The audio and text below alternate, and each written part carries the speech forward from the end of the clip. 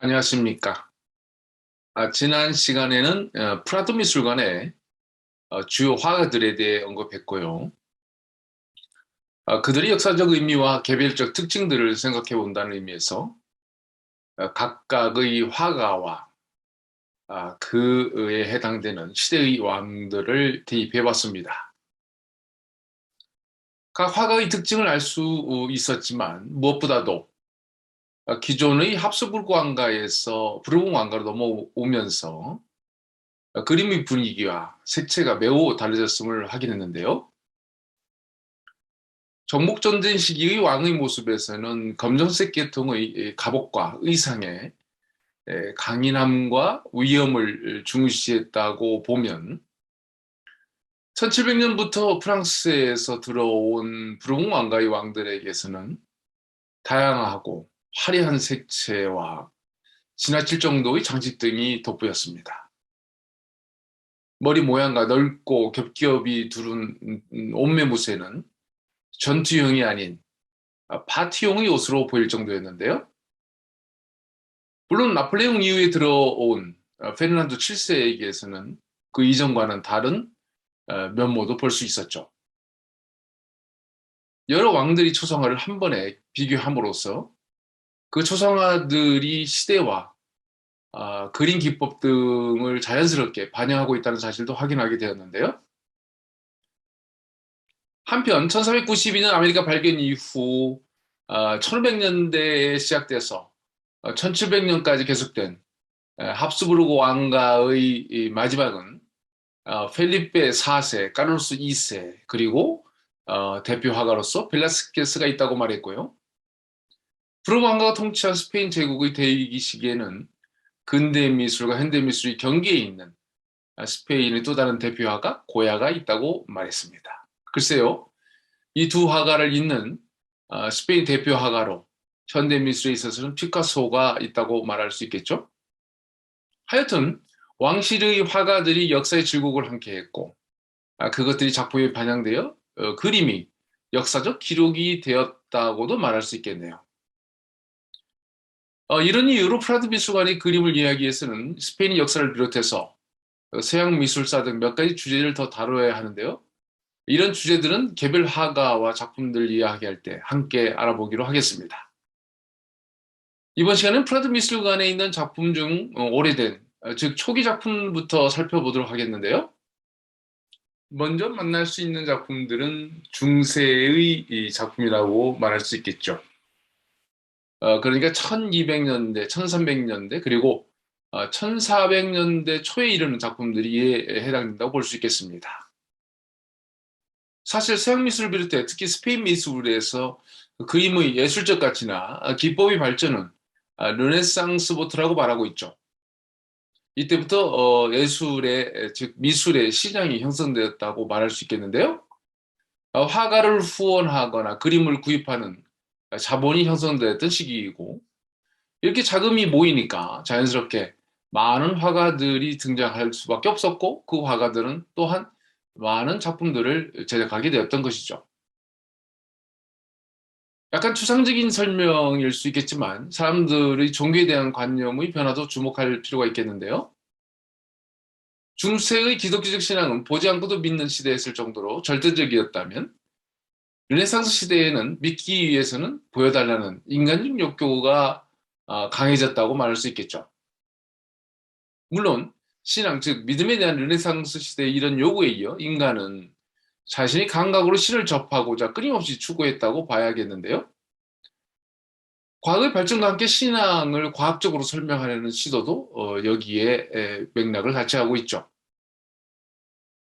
한편 지금은 최첨단의 과학으로 인해 인간은 자신의 감각으로 더 많은 것에 접근할 수 있게 되었지만 이런 것들이 오히려 믿음에서 더욱더 멀어지게 하고 있다는 아이러니도 우리는 발견하게 되죠. 어쨌든 중세에는 성서 이야기를 작은 나무판에 그려 설교를 보충했고 우리는 이를 아이콘이라고 불렀고요. 여러분들이 보는 컴퓨터 화면상의 작은 그림들이 바로 거기에서 나온 것이죠. 한편 르네상스 시대부터는 성당의 천정과 벽 등 넓은 공간에 성서의 많은 이야기와 주제를 담은 그림을 그리게 되었는데요. 더불어 귀족 및 자본가층이 두껍게 형성되면서 그들이 화가를 불러 그림을 그리게 한다거나 그림을 구입함으로써 르네상스 예술이 크게 활성화된 원동력이 되었다고 말할 수 있겠죠. 앞에서 언급했듯이 기독교 성경의 내용을 담았고요. 잘 아시다시피 르네상스 최고의 발명인 원문법도 적용되지 않고 예수나 성모 마리아 그리고 인물들이 그 중요도에 따라서 위치와 크기가 다르게 그려집니다. 연대상으로는 르네상스로 구분될 수는 있어도 스페인에서 나온 종교화는 이태리의 르네상스에 비할 수 없을 정도로 중세적이어서 스페인 르네상스의 작품이라고 할 때는 중세와 르네상스의 중간쯤이라고 인식하면 될 것 같습니다. 아시다시피 이태리 르네상스에서는 성경 내용을 담은 그림이 아니라 주로 고대 그리스와 로마에서 그림의 내용이나 주제를 가져왔는데요. 신을 중심에 놓는 것보다는 그것을 바라보는 인간의 시점을 중시해서 그렸고요. 그러니까 원근법이나 명암법이 발명된 것도 바로 이런 경향에서 나온 것이죠. 그림을 그리는 화가가 중시되었고요. 기존 중세의 작품에서는 화가가 누구인지 중요하지 않고 아이콘에 대해서도 화가나 제작자 이름이나 서명이 없지만 르네상스에서는 화가가 이름을 달고 그림을 그리게 되죠. 말하자면 화가의 눈, 즉 화가가 바라보는 관점이 중요하게 되는 것이니까 르네상스 이런 요소가 결국 현대 미술로 발전하는 출발점이라고 말할 수 있겠네요. 그러니까 화가의 주관적 시각이나 감정 그리고 세계관을 그리는 추상 미술과 같은 그런 것의 출발점은 바로 르네상스라고 말할 수 있겠죠. 그런데 말이죠. 스페인 르네상스에서 중시해야 할 경향이 있는데요. 바로 프랑드르 지역의 그림인데요. 이것을 프랑드르 화파라고 말할 수도 있겠습니다. 이 지역의 화풍이 스페인에 직접 들어오기도 하고 스페인 화가들에게 영향을 끼쳤다는 사실인데요. 이 지역을 스페인어로는 플란데스라고 하고요. 이 지역 출신을 플라멩코 그리고 플라멩카라고 불렀죠. 당시 이 지역은 스페인과 마찬가지로 합스부르크 왕가의 통치하에 있었고요. 지금은 대략 벨기에에 해당되는 이곳은 스페인의 통치 지역이라고 말하기도 합니다. 이렇게 스페인과 플랑드르 지역은 아주 밀접한 관계에 있었기 때문에 이 지역 출신의 화가들이 스페인에서도 활동했다는 것은 어쩌면 당연한 일이라고 말할 수 있겠는데요. 앞의 강의에서도 언급했듯이 르네상스의 두 가지 흐름으로 이태리 르네상스와 북유럽의 르네상스를 언급했었는데요. 아직 르네상스의 기운이 활발하지 못한 스페인 땅에 북유럽, 즉 프랑드르의 르네상스가 스페인에 들어왔다고 말할 수 있겠습니다. 이 지역 출신으로 프라드 미술관에 그림이 있는 화가로는 후안 데 플란데스가 있는데요. 플랑드르에서 온 후안이라는 의미의 이름을 갖고 있죠. 그러니까 그 출신이 플랑드라는 점을 드러내주고 있는데요. 한편 프라드 미술관에서는 그와 유사한 그림을 그린 스페인 화가로는 페르난도 가이에고라든가 미겔 히메네스의 그림을 만나게 되는데요. 그렇다면 이들의 그림은 프랑드르 풍이라고 분류할 수 있겠죠. 앞에서 우리는 스페인 르네상스 그림에 영향을 준 경향으로 프랑드르 화파에 대해서 말했는데요. 르네상스를 말할 때는 주로 이태리와 연결시키는 경향에 따라서 레오나르도 다빈치를 비롯해서 미켈란젤로나 라파엘 산치오 등을 주된 예술가로 말하지만 유럽의 르네상스는 크게 두 가지로 대별해 볼 수 있습니다. 우리가 알고 있는 이태리 르네상스 한 축이고요. 또 한 축은 북유럽, 좀 더 정확하게 말하면 소위 신성노바 제국이라고 불렸던 지역, 특히 지금의 독일과 오스트리아, 스위스를 비롯해서 네덜란드와 벨기에 지역을 보관하는 지역의 르네상스로 나눠볼 수 있겠습니다. 이전에 이 강의 중에 아더 폰테스라는 강의를 한 바가 있습니다만 라틴어인 이 표현의 의미는 원전으로 돌아가라는 것이었죠. 여기서 원전이라는 것은 처음의 텍스트, 즉 원래의 책 내용으로 돌아가라는 뜻인데요. 유럽에서 텍스트, 즉 원전엔 크게 두 가지가 있겠죠. 하나는 앞에서 말한 바와 같이 기독교의 원전이 성경인 것이고요. 또 하나는 유럽 문화의 원천인 고대 그리스와 로마의 원전을 말하기도 하죠.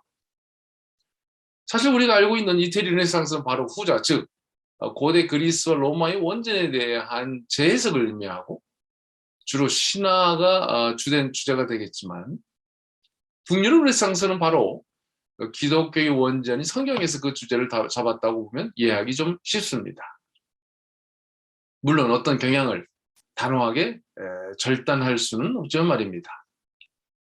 하여튼 이런 두 가지 흐름 중에서 스페인의 르네상스는 기독교의 원전을 중시하는, 즉 북유럽의 르네상스에서 영향을 받았으며 그것은 바로 합스부르크 왕가의 통치 지역이라는 공통점을 갖기 때문이라고 말을 했는데요.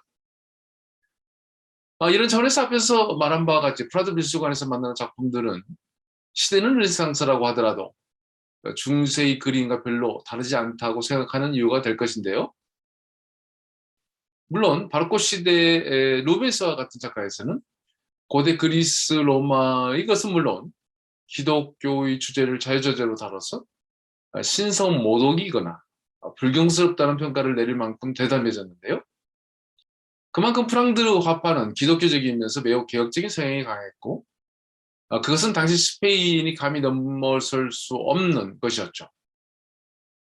말하자면 주제는 같더라도 그것을 표현하는 방식에 있어서는 프랑드르 화파가 더욱더 파격적이었다고 말할 수 있습니다. 이런 차원에서 스페인 화가 벨라스케스의 경우도 처음에는 당시 스페인이나 프랑스 지역에서 주로 다뤘던 성경 중심의 주제를 다루고 있었다가 세비야에서 마드리드로 올라온 후에 다양한 화가들과 그들의 작품, 특히 루벤스를 만나면서 그리고 이후 이태리로 넘어가서 공부하면서 역시 스페인에서 벗어나 이태리 르네상스의 면모를 보여주는 변화를 볼 수가 있겠습니다. 한편 이러한 경향은 단지 그림에서만의 일은 아닌데요. 사상과 철학에 있어서도 마찬가지였습니다. 우리가 알고 있는 기독교 내의 기억주의자들은 주로 이태리를 벗어나 북유럽에서 나왔는데요. 말하자면 당시 기독교색의 수많은 문제점들은 바로 원전인 성경의 문구로 돌아가자는 그래서 보다 철저하고 원칙적인 성경 해석을 통해 극복하고자 했으니까 이것은 자연스럽게 기독교 세계의 개혁으로 불이 붙게 되었죠. 성직자들이 해석했던 공통의 성서 해석, 즉 해석의 절대성에서 벗어나 각 개인의 성서 해석은 결국 기독교 세계에 혼란을 가중시켰지만 동시에 다양한 해석을 통해서 보다 다양한 설명이 가능해졌으니까 기독교 세계는 엄청난 자산을 얻게 되었죠. 이런 변화에는 구텐베르그에 의한 인쇄술과 성서의 인쇄, 그리고 성서의 대중적 보급이라는 사건까지도 설명되어야 하겠죠. 어쨌든 역사에서 배웠던 장 칼뱅이라거나 율리히 찌빙글리, 그리고 루터의 종교개혁 역시 성경이라는 원전으로 돌아가려는 기독교 개혁주의 르네상스의 모습이라고 볼 수 있겠습니다. 문의 사조적으로는 이태리에서는 단순히 인문주의 또는 휴머니즘이라는 용어를 쓰게 되지만 이 지역에서는 기독교적 휴머니즘, 즉 크리스찬 휴머니즘이라는 약간 모순적인 용어를 쓰게 되죠. 신을 중심에 두는 기독교와 인간을 중심에 두는 휴머니즘을 혼합한 뭔가 불합리하면서도 결국 서로 조합해야 했던 그 당시 그 지역의 상황을 담은 표현이라고 말할 수 있겠습니다. 물론 종교개혁이니 반종교개혁 등도 이 지역의 특징이었죠. 한편 기독교 안에서의 개혁에도 급진적이며 전면적인 개혁을 주장하는 경우와 타협적이면서 점진적인 개혁을 주장하는 사람들이 있었다는 것을 우리는 기억하고 있는데요. 바로 네덜란드 출신 에라스무스의 철학과 사상은 그것이 가장 보수적 기독교를 지켰던 스페인에서는 금지되었지만 스페인 내부에서는 그의 주장을 따르는 지식인들이 꽤 많았죠. 세르반테스가 젊었을 때 그를 가르쳤던 후안 로페스 데 오이오스라는 인문학자는 바로 에라스무스를 추종했던 사람이었죠.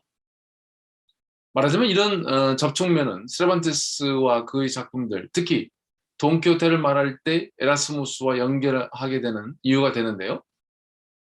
에라스무스의 광기의 찬이라는 책에서 말하는 광기, 즉 믿음은 바로 돈키호테의 그것과 연결되는 그런 개념이죠. 근데 이번 시간에는 르네상스의 경향을 기존에 우리가 알고 있었던 이태리 르네상스와 구분되는 북유럽의 르네상스와 그 경향이 있었음을 말했고요. 르네상스가 추구하는 바 원전으로 돌아가라 또는 텍스트로 돌아가라는 구호는 한쪽에서는 고대 그리스 로마와 그 신화로 돌아가는 것으로 또 한쪽은 성경 그 자체로 돌아가는 것이 됨으로써 서로는 대단히 다른 경향을 낳았다는 점을 말했습니다. 특히 스페인 미술가 사상은 북유럽 르네상스의 영향을 직접적으로 받았는데 그것은 지리적인 이유도 있겠지만 합스부르크 왕가라는 공통점이 있었기 때문이라는 점을 언급했습니다. 감사합니다.